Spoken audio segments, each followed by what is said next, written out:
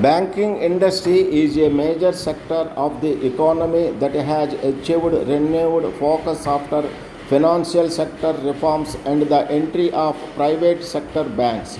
This sector is the foundation of modern economic development and key player of development strategy. It forms the core of the financial sector of an economy.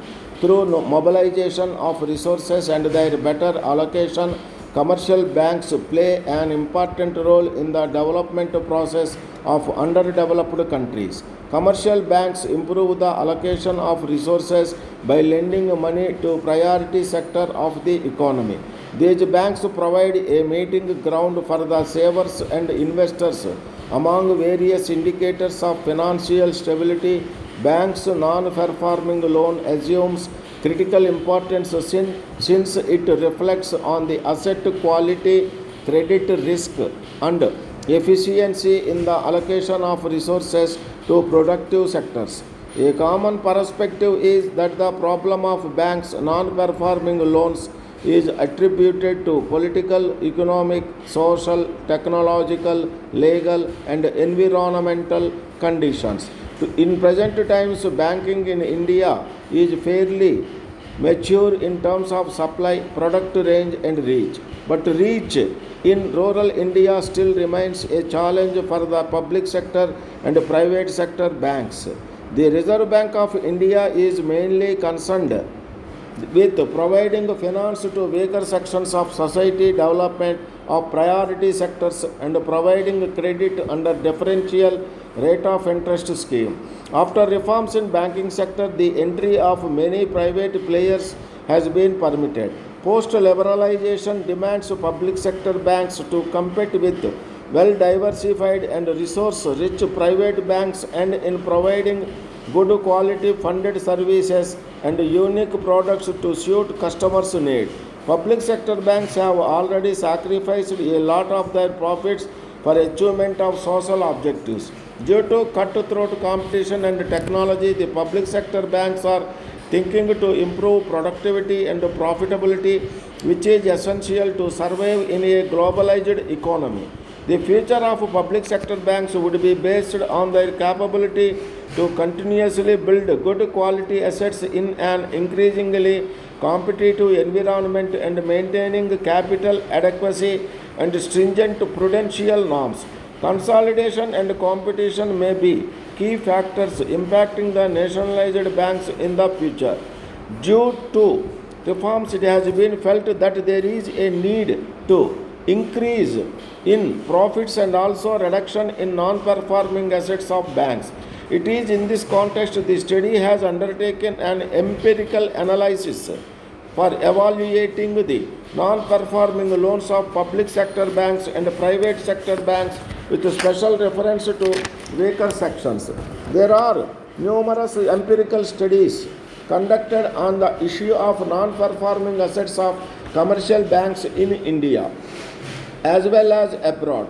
Present review deals with the empirical studies conducted in Indian context on non-performing assets in weaker sections of public sector banks and private sector banks. An attempt was made by a researcher to identify factors which could have led to changes in the position of individual banks in terms of their share in the overall banking industry. They analyzed the share of rural branches, average branch size, trends in banks' profitability, share of public sector assets, share of wages in expenditure, provision and contingencies, net non-performance assets in net advances, spread has been calculated. He concluded that in many respects, nationalized public sector banks are much better than private sector banks, and even they are better than foreign banks. A research paper on the topic, a comparative study of non-performing assets in India in the global context, examined the similarities and dissimilarities and remedial measures. Financial sector reforms in India has progressed rapidly on aspects like interest rate deregulation, reduction in reserve requirements, barriers to entry, prudential norms, and risk-based supervision. Dear sir, I am in receipt of your letter dated 6th instant and thank you for the same. I shall be pleased to supply all the goods which you have included in the list wide letter under reference. In this connection, I wish to inform you that last month I have sent a circular letter to all the customers wherein I have clearly mentioned that there is likely to be an increase in the price of the goods. As usual, I have informed all the customers about the same. Though I have a proposal to increase the rate within a very short time, you have been changed at the old rate only. I have not taken the advantage of the proposals to increase. I have given you the benefit of lower price in the hope that you will continue to patronage.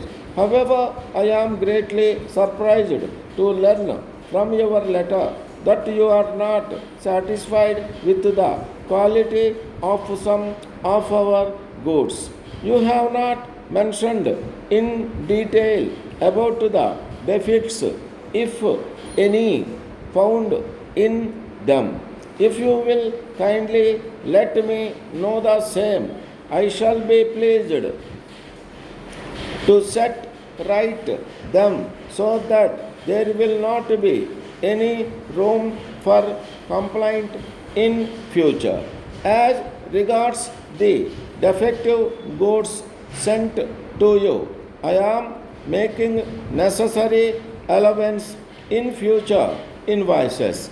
I sincerely apologize for the mistake occurred in the dispatches, and I assure you that it will not be repeated. Yours faithfully.